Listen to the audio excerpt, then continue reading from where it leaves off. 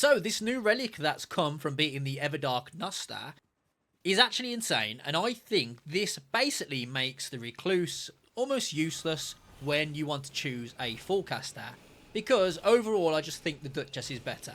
Now obviously we know Recluse is way stronger than the Duchess when it comes to terms of just, power output, and she obviously has the infinite FP regeneration, which just makes her insane. The Duchess obviously is a faster caster, but she lacks FP. Now she has a B scaling in FP, so she does lack FP, and obviously her output, her damage output isn't as strong as the Recluse, but she is faster. So at the minute there are give and takes which one you want to play with. And obviously also, not to forget that the Recluse can also cast Faith. She's got an S scaling in Faith, so she can cast both sorceries and incantations. Now, it's not going to be a long video because honestly there's not really much to discuss over the matter, but there is a few things that you need to take into consideration just to see if she really is the better caster, and I think, honestly, my opinion, she is. Now, obviously there's an argument for the Recluse's cocktails. Personally, when you're playing solo, Recluse's cocktails, they tend to get you in trouble a lot, or at least I think they get you in trouble a lot. In trios, they're obviously very fun, and you've always got time and space to open them whenever you need them. But in solos, I feel like they're very slow, and when you're fighting bosses like Holster, they're very hard to pull off. That's probably a skill issue on my behalf. It's definitely a skill issue on my behalf. But they are very slow, and sometimes they do get you in trouble. Now, the other one is, obviously, the Recluse is also better to look at, and we're gamers, we like to look at the pretty women. I'm not saying the Duchess isn't pretty, but I don't know what I'm trying to get. Stop gooning, that's what I'm trying to say.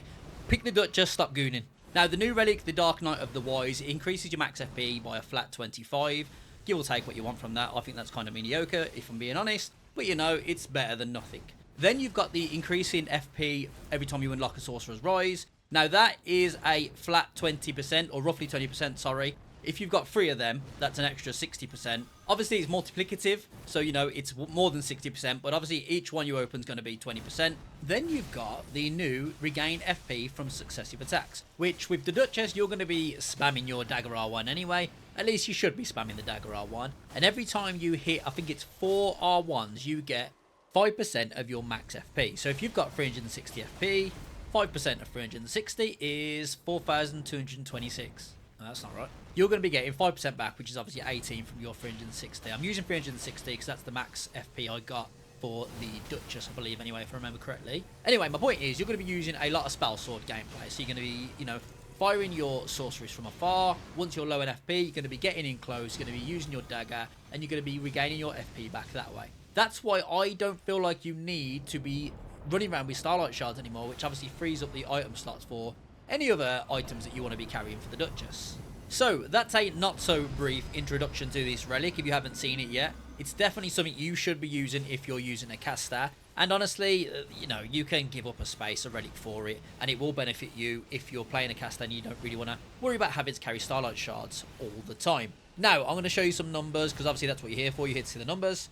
Both of these were done on the same map seed, so they both had 3 Sorcerer's Rises to open. And as you can see on the left there, we've got the Duchess. She has 370 once you've opened all 3 of them and you're at level 15. And on the right, you've got the Recluse. Once you open all 3 Sorcerer's Rise, you have 397. Both of these do have a plus 10% FP, one of the boss drops that I got, so minus 10% from this is exactly what you'll be getting if you open 3 Sorcerer's Rises and you're level 15. Now you're probably wondering where the small doll is. I haven't done the Revenant because she actually has an A scale in FP, which is the same as the Recluse, so the numbers would be the same, or there or thereabouts.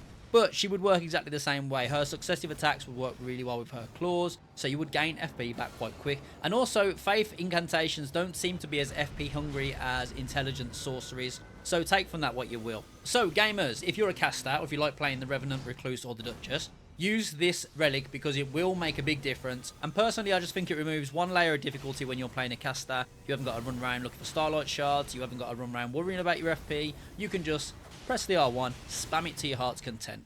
Gamers, as always, this is the end of the video. If you're still here, I appreciate you. You know how much I appreciate you, I say every time. But it does help the channel out massively when you stay to the very end.